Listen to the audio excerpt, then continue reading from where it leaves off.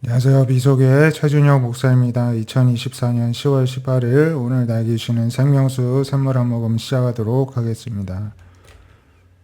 이사야 47장 1절부터 보시면은 이제 바벨론에 대해서 예언케 하시는데요. 이제 바벨론이여 내려와서 티끌에 앉으라. 보좌가 없어졌으니 땅에 앉으라.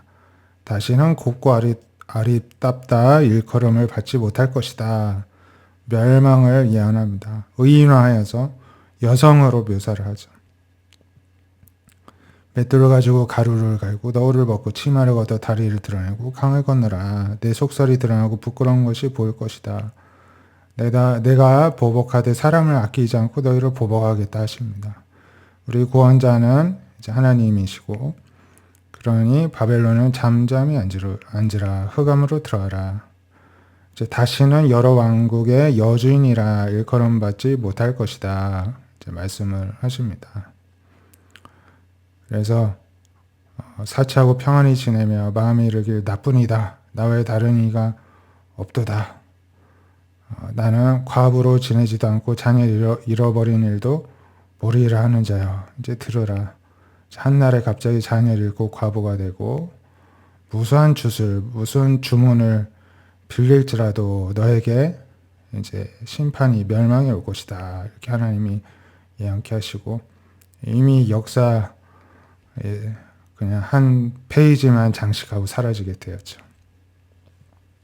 요한계시록 17장 1절에 보면은 일곱 대접을 가진 일곱 천사 중 하나가 나와서 많은 물 위에 앉은 큰 음녀가 받을 심판을 내게 보이리라. 이제 그 멸망의 때에 일어날 어떤 심판에 대한 이제 예고가 나오는데요. 땅의 임금들도 금녀와 함께 음행했고 그 포도주에 취하였다는 것입니다. 그래서 성령으로 나를 데리고 광야로 가서 보니까 그 여자가 붉은 빛 짐승을 탔는데 그 짐승의 몸에는 하나님을 모독하는 이름들이 가득해 있습니다. 하나님을 대적하는 어떤 짐승을 타고 있습니다. 7머리, 10뿔이 달려 있습니다. 이런 것들을 굳이 풀어서 7머리는 뭘 상징한다, 10뿔은 뭘 의미한다 막 하는 사람들인데, 아무 이름이 성경에 없죠. 그냥 어떤 한 괴물을 본 것입니다. 그 여자는 자줏빛, 붉은빛 옷을 입고, 금과 보석과 진주로 꾸미고, 가증한 물건, 음행의 더러운 것들을 가득 가지고 있었습니다. 그의 이마에 이름이 기록되었는데, 비밀이라, 큰 바벨론이라, 땅의 음녀들과 가증한 것들의 어미라, 이렇게 이름이 써 있었다는 것입니다. 이 여자가 성도들의 피와 예수 증인들의 피에 취해 있습니다. 그러니까 하나님의 성도들을 순교하게 하고 희생시키면서 이제 마귀짓을 하고 다닌 것이죠. 그래서 내가 그 여자를 보고 놀랍게 여기니까 천사가 왜 놀라느냐. 이제부터 내가 그 여자와 이 짐승의 비밀을 알려주겠다. 이제 이야기를 하면서 너가 본 짐승은 전에 있었다가 지금은 없으나 잠차 무적행으로부터 올라와서 멸망으로 들어갈 자다. 땅에 사는 자들인데 그 이름이 생명책에 기록되지 못한 자들이 이전에 있었다가 지금은 없으나 장차 나올 짐승을 보고 놀랍게 여길 텐데, 그 7머리는 여자가 앉은 7산이고 7왕을 가리킨다는 것입니다. 5은 방하고 하나는 있고 다른 하나는 아직 나타나지 않았지만은 반드시 잠시 동안 머무를 것이다. 그리고 이 짐승은 이제 8째 왕이고 10뿔은 10왕을 의미를 하는데, 짐승과 더불어 임금처럼 한동안 권세를 받을 것이다 이야기를 합니다.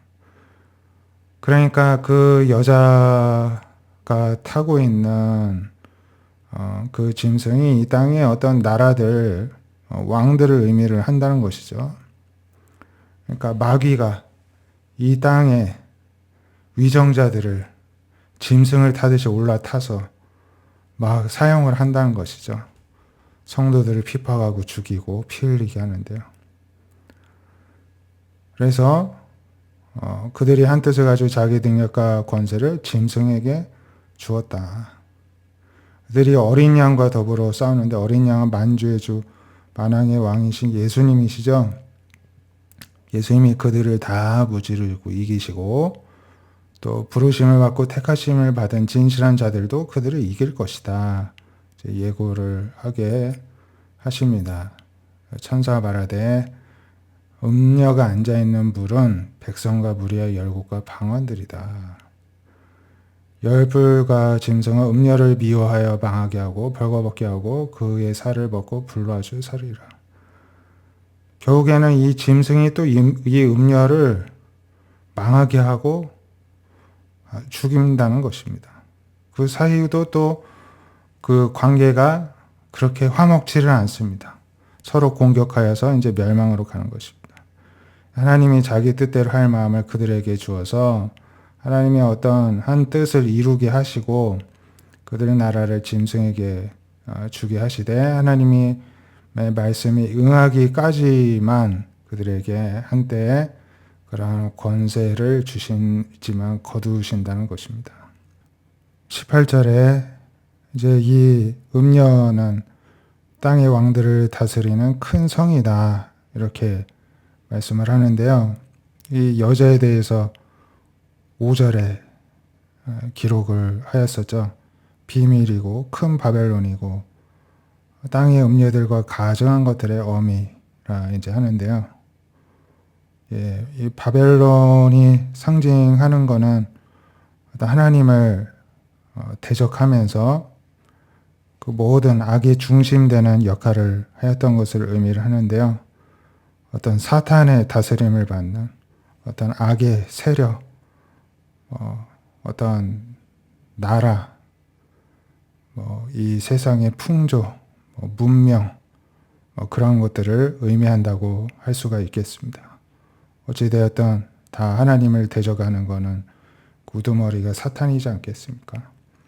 그래서 이러한 일이 이제 종말의 때에 있을 것이고 중요한 거는 전쟁이 있는데 주님이 이기시고 부르심을 받고 선택받은 진실한 백성들이 하나님의 자녀들이 이긴다는 것입니다. 예, 우리가 미혹되지 않고 끝까지 승리할 수 있기를 원합니다. 기도하겠습니다. 하나님께서 이렇게 모든 역사를 주관하고 계신다는 것을 과거를 통해서 또 앞으로 될 일을 통해서 알려주실 때에는 언제든지 하나님을 온전히 의지하라는 하나님의 메시지이자 그 마음을 보여주신 줄 믿사오니 우리들의 마음이 흔들리지 않고 하나님 중심으로만 세워지게 하여 주시옵소서. 예수님의 이름으로 기도드립니다. 아멘. 우리가 부르심을 받고 택하심을 받은 사람들로서 오늘도 진실되게 하나님 앞에 머무를 수 있게 되기를 축복드립니다. 감사합니다.